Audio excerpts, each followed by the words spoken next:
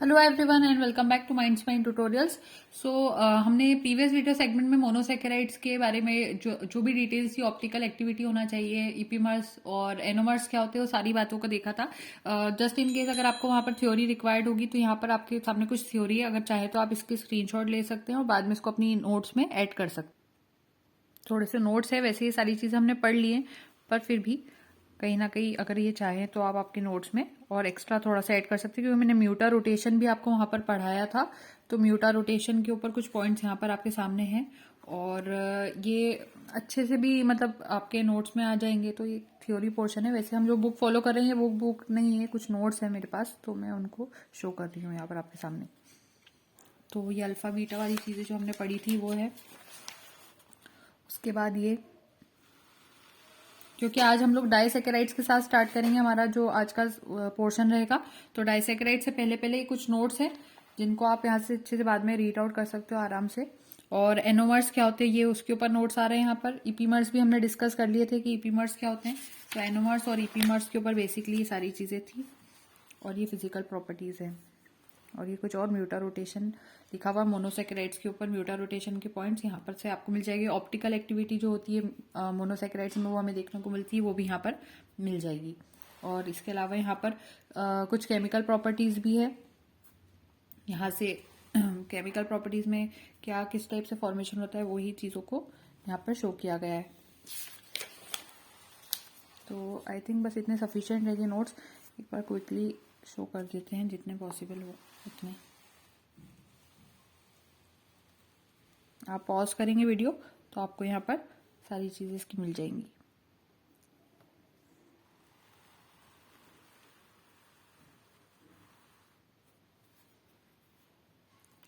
यहाँ पर ग्लूकोज और डेक्सट्रोज की कुछ प्रॉपर्टीज लिखी हुई है, मतलब उसके फंक्शंस जो हो सकते हैं। बहुत अच्छे पॉइंट्स हैं, इनको तो आप रीड आउट करेंगे तो आपको इंटरेस्टिंग भी लगेंगे। इनको बाद में आप रीड आउट करना अच्छे से आराम से। मैं शॉर्ट में बता रही हूँ बस इतना कि ग्लूकोज है, फिर यहाँ पे फ्रक्टोज के पॉइंट्स आ रहे हैं। ये मतलब अच्छे इंपॉर्टेंट पॉइंट्स रहते हैं, मतलब अपना बेसिक नॉलेज को भी इंक्रीज करने के लिए अच्छे रहेंगे ये गैलेक्टोज। और फाइनली यहाँ पर आ जाती बात ओलिगोसैकेराइड्स की। तो ओलिगोसैकेराइड्स को स्टार्ट करने से पहले कहीं ना कहीं ये चीज आपको पता होना चाहिए कि ओलिगोसैकेराइड्स में ही हम डाइसैकेराइड्स को रख सकते हैं। 2 से लेकर 10 को यहाँ पर लिखा है, तो वो चीजें यहाँ इन्होंने बताई है। और ओलिगोसैकेराइड्स के कुछ पॉइंट्स देखने के बाद अब हम फाइनली जो ये ग्लाइकोसाइडिक लिंकेज है, ये भी बहुत इंपॉर्टेंट है, ये पोर्शन भी पढ़ना आप अच्छे से। और जिन स्टूडेंट्स को ये नोट्स पीडीएफ फॉर्मेट में चाहिए वो मुझसे डायरेक्टली इंस्टाग्राम पे कांटेक्ट करेंगे, तो मैं वहां पर पीडीएफ फॉर्मेट में इसको आपको प्रोवाइड कर दूंगी। बट ये पेड रहेंगे। पीडीएफ फॉर्मेट में जब आप इन्हीं नोट्स को लेते हो तो ये थोड़े पेड रहते हैं, तो आप पेड नोट्स लेने के लिए वहां पर कांटेक्ट करेंगे। और बाकी भी इंस्टाग्राम पे आप फॉलो कर सकते हैं माइंड्स माइंड ट्यूटोरियल्स को, क्योंकि वहां पर मैं मतलब फ्री में भी नोट्स स्टोरी सेक्शन पे अपलोड करती हूँ, जो कि फ्लैश कार्ड्स में भी बाद में आपको मिल जाएंगे, हाईलाइट सेक्शन में, तो आपको मिल जाएगा। तो आज हम लोग डाइसैकेराइड्स के साथ स्टार्ट कर रहे हैं यहाँ पर, राइट। डाइसैकेराइड्स कुछ इस तरह से होते हैं और ये सुक्रोज के बारे में इन्होंने दिया है यहाँ पर। नोट दिखा देते हैं हम लोग पहले, और मैं माल्टोज से स्टार्ट करूंगी यहाँ पर, ठीक है। मैं माल्टोज कैसे ड्रॉ करते हैं वो भी बताऊंगी, लेकिन माल्टोज की प्रॉपर्टीज यहाँ पर थोड़ी सी आपको मिल रही है, तो आप इसको बाद में अच्छे से रीड आउट करना माल्टोज की प्रॉपर्टीज को। और ये सेलोबायोज है, पॉलीसेकेराइड्स हैं यहाँ पर, यहाँ से पॉलीसेकेराइड्स है, तो हम यहाँ पे स्टॉप करते हैं, आप स्टार्ट कर। So what do you mean by disaccharides? First question arises here is what do you mean by disaccharides. तो जब भी हम दो मोनोसेकेराइड्स को एक ग्लाइकोसाइडिक लिंकेज या ग्लाइकोसाइडिक बॉन्ड से जोड़ते हैं, ग्लाइकोसाइडिक बॉन्ड से इसको जोड़ते हैं, तो वहां पर जो फॉर्मेशन होता है जिस चीज का, उसको हम नाम देते हैं डाइसैकेराइड्स। सो डाइसैकेराइड्स की डेफिनेशन ये हो जाती है, when 2 monosaccharides are joined together और link together through a glycosidic bond, then it is known as the formed compound is known as disaccharides, right? तो ये बात हो जाती है डाइसैकेराइड्स की। अब मैं आपको यहाँ पर ये समझाती हूँ कि ये ग्लाइकोसाइडिक बॉन्ड का फॉर्मेशन कैसे होता है, जिसके एग्जांपल के लिए सबसे पहले मैं माल्टोज का एग्जांपल लेते हुए ये चीज आपको एक्सप्लेन करूंगी कि माल्टोज का एग्जांपल लेकर किस तरह से 2 मोनोसैकेराइड्स आपस में जुड़ते हैं। तो अगर 2 मोनोसैकेराइड्स इस माल्टोज को जोड़कर बन रहे होंगे तो वो 2 मोनोसैकेराइड्स यहाँ पर कौन से होंगे? तो आपको पता होना चाहिए 2 ग्लूकोज के मॉलिक्यूल्स ग्लूकोज एंड ग्लूकोज, ये आपस में एक दूसरे से जुड़ते हैं और बीच में इनकी जो बॉन्डिंग होती है वो ग्लाइकोसाइडिक बॉन्ड होती है, ग्लाइकोसाइडिक बॉन्ड होती है। फाइन, इतनी बात आपको क्लियर हो गई। अब ग्लूकोज और ग्लूकोज का स्ट्रक्चर अगर हम बना रहे हैं तो आपको पता होगा कि ग्लूकोज का जब हम रिंग स्ट्रक्चर बनाते हैं तो वो एक तरह की हेक्सागोनल रिंग होती है, राइट। हेक्सागोनल रिंग कैसे होती है ग्लूकोज की, वो मैंने आपको सिखाया था कैसे बनाते हैं, पर फिर भी यहाँ पर मैं खुद से डायरेक्टली बना रही हूँ, एक्सप्लेन नहीं कर रही हूँ बस, ठीक है, क्योंकि कैसे बनाते हैं वो मैं एक्सप्लेन पहले कर चुकी हूँ। तो प्रीवियस वीडियो सेगमेंट देखना इसलिए इतना जरूरी होता है। और ये 1, ये 2, ये 3, ये 4, ये 5 और मैंने बताया था एक आम हवा में चले जाता है 6। इस तरह से ग्लाइकोसाइडिक बॉन्ड बनाने के लिए पहला ग्लूकोज हमने यहाँ पर देख लिया। अब देखिए यहाँ माल्टोज में मैंने दोनों के लिए 2 ग्लूकोज ड्रॉ करी। अब दोनों ग्लूकोज को जोड़ने वाली चीज क्या होना चाहिए, ग्लाइकोसाइडिक बॉन्ड होना चाहिए, तब जाके वो माल्टोज बन पाएगा। तो एक ग्लूकोज हमारे पास ये रहा, एक ग्लूकोज हमारे पास ये रहा। इन दोनों को ज्वाइन करने के लिए जो इनकी ग्लाइकोसाइडिक बॉन्ड होती है वो कार्बन नंबर 1 और कार्बन नंबर 4, दोनों ग्लूकोज में से एक का कार्बन नंबर 1 ले लो और एक का कार्बन नंबर 4 ले लो, उनके बीच में यहाँ पर ग्लाइकोसाइडिक बॉन्ड का फॉर्मेशन होता है। तो अगर कोई क्वेश्चन आ जाता है एग्जाम में कि माल्टोज के अंदर ग्लाइकोसाइडिक बॉन्ड का फॉर्मेशन कौन से 2 कार्बन आइटम्स के बीच में होता है, तो एक का तो कार्बन नंबर 1 रहता है और दूसरे का कार्बन नंबर 4 रहता है, जिसके बीच में ग्लाइकोसाइडिक बॉन्ड का फॉर्मेशन होता है माल्टोज के केस के अंदर। इतनी बात हमें क्लियर होती है। अब क्या होता है कि कार्बन नंबर 1 पे हमें पता है ग्लूकोज में हमेशा कौन सी चीज होती है, अल्डिहाइडिक ग्रुप होता है। कार्बन नंबर 1 ही तो रहता है जिसके ऊपर अल्डिहाइडिक ग्रुप रहता है। वही कार्बन नंबर 4 की बात करते हैं तो वहां पर क्या रहता है, वहां पर नॉर्मली एक OH ग्रुप होता है। तो C4 पे हमें मिल रहा है यहाँ पर एक OH ग्रुप और C1 पे हमें मिलता है एक अल्डिहाइडिक ग्रुप। अब जब बॉन्ड फॉर्मेशन होता है तो हमें पता है कि जो अल्डिहाइडिक ग्रुप होता है हमारा, अल्डिहाइडिक ग्रुप होता है, जो ये अल्डिहाइड ग्रुप होता है जिसको हम CHO से रिप्रेजेंट करते हैं, ये रिड्यूसिंग होता है, रिड्यूसिंग फंक्शनल ग्रुप होता है, रिड्यूसिंग फंक्शनल ग्रुप होता है। तो एक अल्डिहाइड अगर C1 पे था वो अगर बॉन्ड फॉर्मेशन में चले जाता है तो इस वजह से वो जो रिड्यूसिंग फंक्शनल ग्रुप का काम वो जो करता था वो भी तो यहां से चला गया। यानी कि जब हम ग्लाइकोसाइडिक बॉन्ड का फॉर्मेशन करते हैं तो जो हमारा रिड्यूसिंग फंक्शनल ग्रुप था वो यहां से चले जाता है। तो हमारे पास एक फंक्शनल ग्रुप C1 पे जो था वो अब हमारे पास नहीं बचा क्योंकि वो ग्लाइकोसाइडिक बॉन्ड के फॉर्मेशन में चला गया। इसलिए हम कह सकते हैं कि इस वाले ग्लूकोज के मॉलिक्यूल के अंदर हमारे पास no reducing functional group is present, ये कह सकते हैं, या लेफ्ट कह सकते हैं। प्रेजेंट तो था लेकिन अब बचा नहीं, इज लेफ्ट, ठीक है, ये बात क्लियर होती है। लेकिन दूसरे वाले के ग्लूकोज में हम देख रहे थे कि वहां तो C4 को हमने इसके साथ C1 के साथ बाइंड किया था।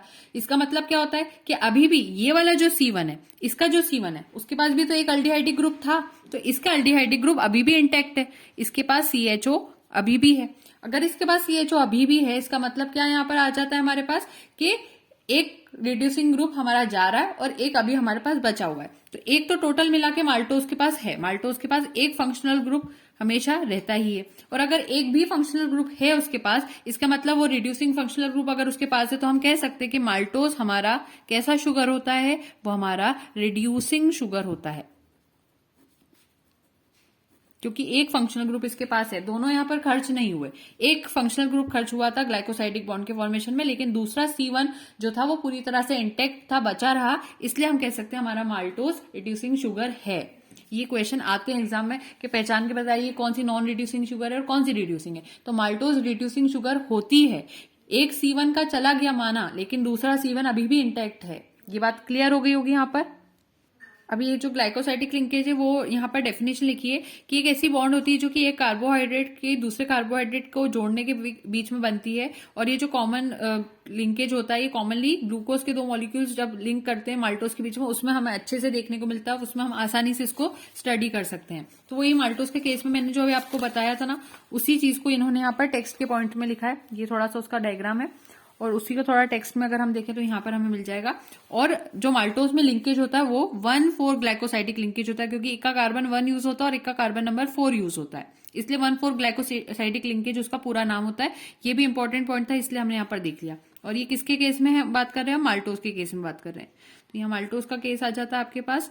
इसके अलावा एक चीज और है, यहाँ पर थोड़ा और एग्जाम्पल दिए इन्होंने ग्लाइकोसाइडिक लिंकेज के, वो भी आप चाहें तो यहाँ से और एक्स्ट्रा देख सकते हैं। अभी और मैं एक्सप्लेन कर रही हूँ, सुक्रोज का केस देखते हैं अब हम यहाँ पर।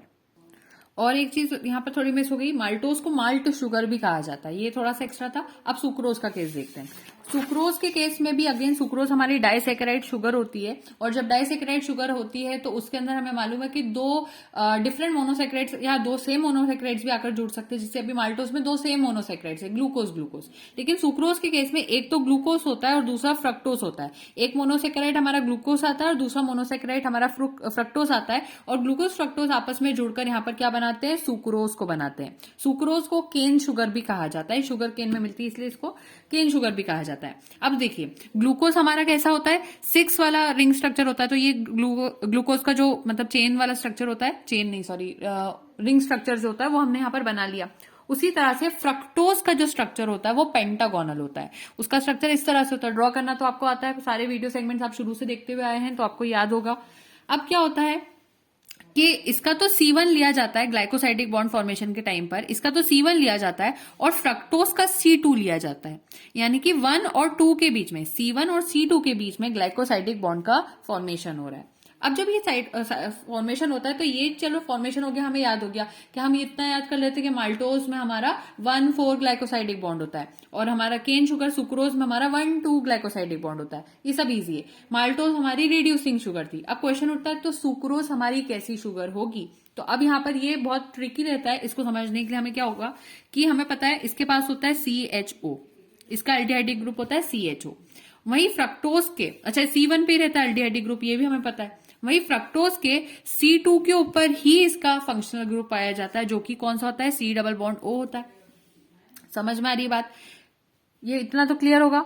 तो एक का फंक्शनल ग्रुप C1 पे, दूसरे का फंक्शनल ग्रुप C2 पे, और बॉन्ड फॉर्मेशन भी C1 और C2 के बीच में हो रहा है। यानी कि जब बॉन्ड फॉर्मेशन हुआ होगा तो फंक्शनल ग्रुप की इसका भी चला गया, इसका फंक्शनल ग्रुप भी चला गया, यानी हमारे पास एक भी फंक्शनल ग्रुप अब इस शुगर में बचा नहीं है। इसलिए हम कह सकते हैं कि इसके अंदर जो रिड्यूसिंग फंक्शनल ग्रुप थे वो दोनों के दोनों ही यहाँ पर लॉस्ट हो गए, और जब वो दोनों रिड्यूसिंग ग्रुप्स यहाँ पर लॉस्ट हो जाते हैं तो यहाँ हम कह सकते हैं कि सुक्रोज हमारी कैसी शुगर होती है, ये हमारी नॉन रिड्यूसिंग शुगर होती है, नॉन रिड्यूसिंग शुगर होती है।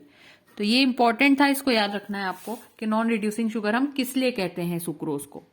अब हमारे पास लैक्टोज का एग्जांपल आता है। लैक्टोज भी एक तरह का डाइसैकेराइड है, और इसमें दो मोनोसैकेराइड्स कौन से आते हैं, एक हमारा ग्लूकोज आता है और दूसरा हमारा गैलेक्टोज आता है। इन दोनों के जुड़ने से यहाँ पर लैक्टोज का फॉर्मेशन होता है। अब इन दोनों को जुड़ने से जो ग्लाइकोसाइडिक बॉन्ड होती है यहाँ पर वो कौन सी होती है, 1,4 ग्लाइकोसाइडिक बॉन्ड होती है अगेन। और अगर यहाँ पर इनको आप स्ट्रक्चर देखोगे तो आप ये देखोगे कि यहाँ पर इसी वजह से एक का रिड्यूसिंग नेचर इंटैक्ट रहता है और एक का यहाँ पर लॉस हो जाता है। तो इसी वजह से हम कह सकते हैं कि ये भी एक तरह की रिड्यूसिंग शुगर ही होती है। लैक्टोज हमारी कैसी शुगर होती है, रिड्यूसिंग शुगर होती है, राइट। तो ये वाली क्लियर हो गई होगी आपको बात यहाँ से लैक्टोज की। अब क्या होता है कि अभी हम ओलिगोसैकेराइड्स के अंदर ही डाइसैकेराइड्स को भी पढ़ते हैं, ट्राइसैकेराइड्स को भी पढ़ते हैं। अगर कोई पूछ लेता है ट्राइसैकेराइड्स क्या होते हैं, तो जैसे कि अभी दो मोनोसैकेराइड जुड़कर अगर एक कंपाउंड बनाते हैं तो हम उसको डाइसैकेराइड्स कह रहे थे। लेकिन अगर कोई चीज 3 कंपाउंड से जुड़कर बन रही है तो फिर उसको हम नाम से दे सकते हैं कि वो ट्राइसैकेराइड्स को वहां पर बनाएंगे। तो ट्राइसैकेराइड्स में पहला एक एग्जांपल मैंने बस यहाँ पर लिखा है जिसका नाम है रेफिनोज शुगर। रेफिनोज शुगर में एक तो ग्लूकोज होता है, दूसरा फ्रक्टोज होता है और तीसरा गैलेक्टोज होता है। तो ये 3 मोनोसैकेराइड्स मिलकर एक ट्राइसैकेराइड बनाते हैं जिसका नाम रहता है रेफिनोज। सो ग्लूकोज, फ्रक्टोज और गैलेक्टोज मिलकर रेफिनोज बनाते हैं। और रेफिनोज हमारा जो शुगर बीट होता है और कॉफी होती है उसके अंदर मिलती है ये वाली शुगर। और ये रेफिनोज शुगर इतनी स्वीट टेस्ट में नहीं होती, इतनी मीठी नहीं होती है, लेकिन फिर भी एक शुगर है जो कि कॉफी में हमें मिल जाती है। तो ये डाइसैकेराइड्स के कंसेप्ट थे जो कि आज आपने यहाँ पर देखे हैं। ओलिगोसैकेराइड्स भी कहीं ना कहीं हम साथ में ही पढ़ते हैं। तो ये तो पहली बात हुई। तो डाइसैकेराइड्स में आप लिख सकते हो कि ये ऐसी चीज होती है जिसमें 2 मोनोसैकेराइड यूनिट होती है जो कि एक ओ ग्लाइकोसाइडिक बॉन्ड से जुड़ती है, और ग्लाइकोसाइडिक बॉन्ड एक तरह की कोवेलेंट बॉन्ड होती है। ये बहुत इंपॉर्टेंट पॉइंट है। ग्लाइकोसाइडिक बॉन्ड एक तरह की कैसी बॉन्ड होती है, कोवेलेंट बॉन्ड होती है। ये भी आपको पता होना चाहिए, कभी क्वेश्चन आ जाए तो पता होना चाहिए बात। और ग्लाइकोसाइडिक बॉन्ड जो रहती है वो हमेशा ज्यादातर देखने को मिला है हाइड्रोक्सिल ग्रुप ऑफ 1 शुगर के साथ रिएक्ट करती है with the anomeric carbon of the other. और जो ग्लाइकोसाइडिक बॉन्ड्स होती हैं वो थोड़ी सेंसिटिव भी होती हैं, ये भी याद रखना। कैसी होती है, एसिड सेंसिटिव। तो मैं कहाँ लिखूं इसको, ये थोड़ी सी एसिड सेंसिटिव होती है, यहां लिख देते हैं। एसिड सेंसिटिव बॉन्ड्स होती है but resist cleavage by base. लेकिन बेस से अगर आप उसको क्लीवेज करने की कोशिश करोगे तो वो रेजिस्ट करेगी, रोकेगी, उस बात को नहीं होने देगी।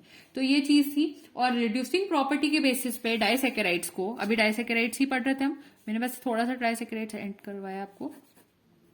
तो डाइसेकेराइड्स को अगर मैं रिड्यूसिंग प्रॉपर्टीज के बेसिस पे डिवाइड करूं तो देखो कुछ इस तरह की टेबल बनती है। दो तरह से ये डिवाइड होती है, पहली होती है रिड्यूसिंग और दूसरी होती है नॉन रिड्यूसिंग। ये बात क्लियर हुई। रिड्यूसिंग में हमारी आती है माल्टोज, जो कि मैंने आपको सबसे पहले बताई माल्टोज। दूसरी आती है लैक्टोज, एक एग्जांपल और लिखना सेलोबायोस। उसी तरह से नॉन रिड्यूसिंग में याद रखना आती है सुक्रोज और ट्रीहेलोज, इतनी सारी आ सकती है। तो ये सारी चीजें थी, ये आपको पढ़ना थी इसलिए मैंने बता दी एक्स्ट्रा। और एक एक्स्ट्रा इन्फॉर्मेशन जो कि यहाँ पर और जरूरी है आपके लिए, माल्टोज जो होता है हमारा, उसको हम कहते हैं ये ब्रेकडाउन प्रोडक्ट होता है। किसी भी तरह से क्वेश्चन आए आप सॉल्व कर पाए, इसलिए मैं थोड़ा एक्स्ट्रा टाइम लेकर एक एक चीज को बता रही हूँ। ब्रेकडाउन प्रोडक्ट होता है ऑफ स्टार्च, ये भी इंपॉर्टेंट पॉइंट है, ये नहीं भूलना है आपको। और माल्टोज के अंदर देखो मैंने आपको ये बताया कि हाँ चलो माल्टोज में हमने इतनी बात की कि दो ग्लूकोज आपस में लिंक करते हैं, 1,4 ग्लाइकोसाइडिक बॉन्ड का लिंकेज होता है। लेकिन जब आप बड़े स्टूडेंट बनते हैं तो आपको इतना छोटा सा आंसर देके काम नहीं चलता कि ग्लूकोज से हो जाता है। अगर कोई पूछ लेता कि इन दोनों ग्लूकोज के अंदर भी क्या कोई डिफरेंस हो सकता है, तो आपको पता होना चाहिए कि एक वाला जो ग्लूकोज है जिसको मैं जीवन कह देती हूँ यहाँ पर, उस जीवन का जो नाम होता है उसको कहते हैं अल्फा डी GLUCO ग्लूको पायरेनोज, और इतना ठीक रहेगा, ग्लूको पायरेनोज और अल्फा 1 ग्लूकोपाइरेनोज। फिर G2 में अगर हम देखें तो यहां पर आ जाएगा हमारा, इसको सिर्फ डी ग्लूकोपाइरेनोज कहते हैं। तो इसमें एक अल्फा आ जाता है और इसमें सिर्फ डी आता है, ये डिफरेंस रहता है दोनों के बीच में। और यहाँ पर ये वाला जो डी ग्लूकोपाइरेनोज होता है ना, इसमें लगातार म्यूटा रोटेशन देखने को मिलता रहता है, इसलिए हम यहाँ पर ये वर्ड अल्फा वाला यूज नहीं कर पाए। ठीक है, यहाँ अल्फा आ जाता है बस एक। तो ये बातें थी, थोड़ी बहुत आपको एक्स्ट्रा डिटेल में बताना चाह रही थी, तो मैंने यहाँ पर थोड़ा सा एक्स्ट्रा बता दिया। अच्छा, थोड़ा आउट ऑफ द वे जाकर अगर मैं बात करूं तो जब हम केमिस्ट्री लैब में रहते थे तो केमिस्ट्री लैब में हमें अगर टीचर्स पता करना कहते थे कि पता करो कि पर्टिकुलर शुगर आपके सामने वो रिड्यूसिंग है या नॉन रिड्यूसिंग है, तो जब भी आपको रिड्यूसिंग नेचर पता करना होता था शुगर का, तो हम लोग क्या करते थे स्टूडेंट्स, हमारे पास दो फेमस ऑक्सीडाइजिंग एजेंट्स होते हैं, हमारे पास होते हैं ऑक्सीडाइजिंग। मैं जल्दी में लिखती हूँ तो फिर मेरी स्पेलिंग का वो फ्लो चले जाता है कि मैंने क्या लिखा है। ऑक्सीडाइजिंग एजेंट्स, ठीक है, ऑक्सीडाइजिंग एजेंट्स होते हैं दो फेमस, उसमें से एक का नाम होता है फेरिक आयन और दूसरे का नाम होता है cupric ion. Ferric ion and cupric ion. तो यहाँ पर आपको ये दोनों पॉइंट्स याद रखना है। उसके बाद जब मैं आपको लैक्टोज बता रही थी तो इसको मिल्क डाइसेकेराइड्स भी कह सकते हो। इसके अंदर एक जो ग्लूकोज था, अगर उसका नाम कोई पूछ लेता है तो वो डी ग्लूकोज होता है, ये आपको डिटेल में पता होना चाहिए, इसको डी ग्लूकोज कहते हैं। और गैलेक्टोज यहाँ पर जो हमारा होता है वो यहाँ पर रहता है बीटा डी गैलेक्टोज। ठीक है, बीटा डी गैलेक्टोज होता है, ये सिर्फ डी ग्लूकोज होता है और ये बीटा डी गैलेक्टोज होता है। और फिर इनके बीच में ग्लाइकोसाइडिक लिंकेज होता है जो कि 1,4 ग्लाइकोसाइडिक, और ये भी म्यूटा रोटेशन एग्जिबिट करता है। सो एग्जिबिट म्यूटा रोटेशन, यहाँ पर भी हमें म्यूटा रोटेशन देखने को मिल जाता है। समझ में आ रही बात सारी क्लियरली? अब एक चीज और आती है, कहीं पर आपको लैक्ट्यूलोज नाम भी मिलेगा। अभी आपने लैक्टोज पढ़ा, लेकिन लैक्ट्यूलोज क्या होता है? तो ये भी एक तरह का डाइसेकेराइड ही होता है, लेकिन एक तरह का सिंथेटिक डाइसेकेराइड होता है जिसको हम खुद बनाते हैं। सो सिंथेटिक डाइसेकेराइड इसको कहते हैं। और सिंथेटिक डाइसेकेराइड का अगर पॉइंट देखा जाए कि कौन से दो चीजों के जुड़ने से बनता है, तो यहाँ पर आता है फ्रक्टोज, एक तो फ्रक्टोज रहता है और प्लस में इसके साथ आता है गैलेक्टोज, ये दो चीजें मिलकर जुड़ती है। अगर मैं लैक्टोज की बात करती हूँ तो लैक्टोज में ग्लूकोज और गैलेक्टोज जुड़ते हैं, दोनों जी और जी रहते हैं। वही लैक्ट्यूलोज में बात करती हूँ तो एक फ्रक्टोज होता है और दूसरा यहाँ पर गैलेक्टोज होता है, और गैलेक्टोज और फ्रक्टोज मिलकर जो नई चीज बनाते हैं हम उसको लैक्ट्यूलोज कहते हैं। और यहाँ पर जो लिंकेज होता है ग्लाइकोसाइडिक बॉन्ड का, वो बीटा 1,4 ग्लाइकोसाइडिक लिंकेज होता है, बीटा 1,4 ग्लाइकोसाइडिक लिंकेज होता है। ये भी इंपॉर्टेंट पॉइंट है यहाँ पर। उसके अलावा एक और बात याद रखने की है कि ये लैक्ट्यूलोज का काम क्या होता है। तो लिवर डिजीजेस जिसमें होती है जिन लोगों को, वहां पर इसके ट्रीटमेंट में इसकी रिक्वायरमेंट होती है। ठीक है, ये लैक्ट्यूलोज होता है, ये बात आपको क्लियर हो गई होगी। अब क्या होता है, एक चीज और, अभी मैंने जैसे आपको यहाँ पर लैक्टोज पढ़ा रही थी तो मैंने यहाँ पर सिंपली आपको बता दिया ग्लूकोज और गैलेक्टोज मिलकर लैक्टोज बनाते हैं, वो सब बात सही है। लेकिन कभी कभी एग्जाम में क्वेश्चन आ जाता है कि लैक्टोज का जब फॉर्मेशन हो रहा होता है तो उस वक्त ग्लूकोज और गैलेक्टोज मिलकर बनाते हैं लैक्टोज को, या फिर गैलेक्टोज प्लस ग्लूकोज मिलकर बनाते हैं लैक्टोज को। अब सारे स्टूडेंट्स को यहाँ पर एक कंफ्यूजन आएगा कि बात में डिफरेंस कहाँ रहा है, दोनों में ग्लूकोज है, दोनों में गैलेक्टोज है। नहीं, यहाँ पर भी डिफरेंस होता है। आप पहले कौन सी चीज को यहाँ पर रख रहे हो वो भी यहाँ पर डिसाइड करता है कि आपका सही आंसर क्या होगा। तो आपको पता होना चाहिए लैक्टोज के केस में गैलेक्टोज पहले नंबर पे आती है और ग्लूकोज दूसरे नंबर पे आती है। तो अब ये क्वेश्चन उठता है कि ये कैसे डिसाइड होगा कि पहले नंबर पे किसको रखना है और दूसरे नंबर पर किसको रखना है। गैलेक्टोज प्लस ग्लूकोज अगर मिलकर लैक्टोज को बना रही है तो ये कैसे डिसाइड हो रहा है। तो उसका आंसर ये है, जिस भी शुगर का एनोमेरिक कार्बन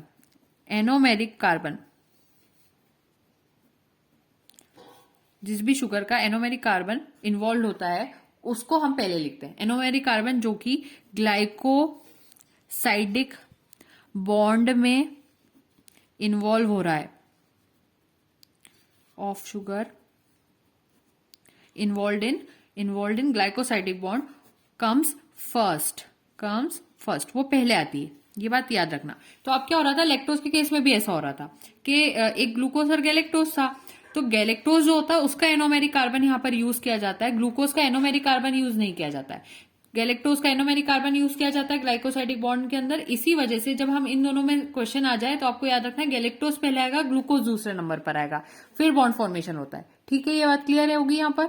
अब आपने यहाँ पर देखा होगा, मैंने आपको एक चीज और बताई थी, सेलोबायोस। अब सेलोबायोस का केस सिर्फ नॉर्मली आपको बता रहे हैं, हम यहाँ पे ज्यादा ध्यान नहीं दे रहे हैं। सेलोबायोस जो होता है ये एक ब्रेकडाउन प्रोडक्ट होता है ऑफ सेल्यूलोज, और इसमें भी 2 ग्लूकोज यूनिट्स होती है। इसमें क्या होती है, 2 डी ग्लूकोज यूनिट्स होती है, 2 डी ग्लूकोज यूनिट्स इन्वॉल्व होती है। उनके जुड़ने से ये सेलोबायोस बनता है। और इसमें बीटा 1,4 ग्लाइकोसाइडिक लिंकेज ही रहता है, बीटा 1,4 ग्लाइकोसाइडिक लिंकेज रहता है। ये भी एक तरह की रिड्यूसिंग शुगर होती है, वो तो हमने सेक्शन में लिखा है तो उसी से क्लियर हो जाता है। और ये म्यूटा रोटेशन भी एग्जिबिट करता है। तो यहाँ पर सेलोबायोस का कंसेप्ट क्लियर होता है, म्यूटा रोटेशन ये शो करता है, ये क्लियर हो गया। अब ये ट्री हेलोस क्या होता है, ट्री हेलोस क्या होता है, जो हीमोलिम्फ होता है इंसेक्ट्स का, हीमोलिम्फ ऑफ इंसेक्ट्स जो होता है, हीमोलिम्फ ऑफ इंसेक्ट्स। हौच-पौच हो रहा है लेकिन क्लियरली एक ही जगह पर लिखना पड़ता है क्योंकि वो सारी चीजें क्लियर एक दूसरे से जुड़नी है, इसी वजह से। तो नॉन रिड्यूसिंग शुगर होता है ट्री हेलोस और हीमोलिम्फ ऑफ इंसेक्ट्स में पाया जाता है। अब इसके 2 यूनिट्स कौन से होते हैं, तो इसमें 2 अल्फा डी ग्लूकोज के यूनिट्स जुड़ते हैं आपस में। और जब वो जुड़ते हैं तो ग्लाइकोसाइडिक लिंकेज यहाँ पर कौन सा होता है, अल्फा 1 और अल्फा 1, फिर से अल्फा 1 और 1 अल्फा ग्लाइकोसाइडिक बॉन्ड या लिंकेज यहाँ पर देखने को मिलता है। दोनों के 1 रहते हैं और अल्फा अल्फा वाले होते हैं, और ये नॉन रिड्यूसिंग होती है, ये तो क्लियर है। अब बात आती है क्या ये म्यूटा रोटेशन शो करते हैं ट्री हेलोस, तो ट्री हेलोस म्यूटा रोटेशन शो नहीं करते हैं, ये म्यूटा रोटेशन शो नहीं करते, ये क्लियर हो जाना चाहिए यहाँ से। और सुक्रोज के केस में भी ये बात याद रखना, केन शुगर इसको कहते हैं, डाइसेकेराइड ऑफ प्लांट्स होता है ये, और मेजर फॉर्म ऑफ शुगर ये जो कि प्लांट्स में पाया जाता है, और ये ट्रांसपोर्ट होता है लीव्स से, लीव्स इसको ट्रांसपोर्ट करती है, और लीव्स उसको ट्रांसपोर्ट कहाँ करती है, to the non green region plants, जो रीजन ऑफ प्लांट, जो मतलब प्लांट्स के ऐसे रीजन होते हैं जहां पर ज्यादा ग्रीनरी जैसा कलर दिखने को नहीं मिलता, वहां पर इनको पहुंचाया जाता है, और लीव्स इनको वहां पर पहुंचाती है। और ये अल्फा डी ग्लूकोज, अब यहाँ पर भी कोई पूछ सकता है कि कौन सी बॉन्ड फॉर्मेशन होता है, तो एक तो होता है अल्फा डी ग्लूकोज, एक वहां पर होता है अल्फा डी ग्लूकोज, और दूसरा होता है बीटा डी फ्रक्टोज, ये और डिटेल आ गई इसकी, वो 2 यूनिट्स के बीच में बनता है। और अल्फा 1 और बीटा 2 का ग्लाइकोसाइडिक बॉन्ड होता है फॉर्मेशन यहाँ पर, ये भी याद रखना। और ये एक नॉन रिड्यूसिंग शुगर होती है, वो हमारा यहाँ लिखा हुआ है, और म्यूटा रोटेशन ये शो नहीं करता है, ये भी याद रखना। सुक्रोज म्यूटा रोटेशन शो नहीं करता है। अब फाइनली मैं बुक में से भी शो कर रही हूँ, डाइसेकेराइड्स के पॉइंट्स यहाँ पर आपके सामने, और सारी जो डिटेल्स थी वो तो हमने देख ली थी, लेकिन अब बुक से हम फॉलो करते हुए जा रहे हैं सिलेबस को, इसलिए मैंने बुक में भी अभी ये वाली चीजों को आपको एक बार नोट्स दिखा दिए हैं यहाँ पर। तो ये ट्री हेलोस जिसको मैंने मशरूम शुगर कहा था, मतलब मशरूम शुगर शायद मैं बताना भूल गई, ये पॉइंट यहाँ पर उसके बारे में एक्सप्लेन्ड है, और कैसे बनता क्या बनता वो डिटेल में, क्योंकि बुक में कुछ चीजें बस नाम मेंशन्ड है, लेकिन वो डिटेल जो आपको लगेगी वो कोई टीचर ही आपको एक्सप्लेन कर सकता है, इसलिए मैंने यहाँ पर उन चीजों को एक्स्ट्रा टाइम लेते हुए डिटेल में एक्सप्लेन कर दिया। देन मैंने बुक के नोट्स भी आपको यहाँ पर शो कर दिए। सो अगर आप फ्यूचर में इस बुक को बाय करने के लिए सोच रहे हैं तो आपको पता रहेगा कि इस टाइप से बुक में नोट्स मिल जाते हैं। तो एक तो ये चीज हो जाती है, और यहाँ फिर नेक्स्ट सेगमेंट में मैं पॉलीसेकेराइड से स्टार्ट करूंगी, और आज का वीडियो सेगमेंट जो था बेसिकली सारा डाइसेकेराइड्स के इंपॉर्टेंट पॉइंट्स हमने डिस्कस कर लिए। थोड़ा बहुत इन्वर्जन ऑफ सुक्रोज का कंसेप्ट हम पहले भी डिस्कस कर चुके हैं, वो भी इसमें आता है, वैसे डाइसेकेराइड्स में ही पढ़ा जाता है उसको।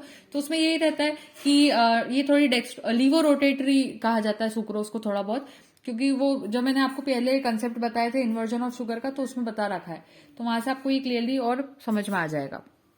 सो thank you so much and don't forget to like, share and subscribe. Happy learning.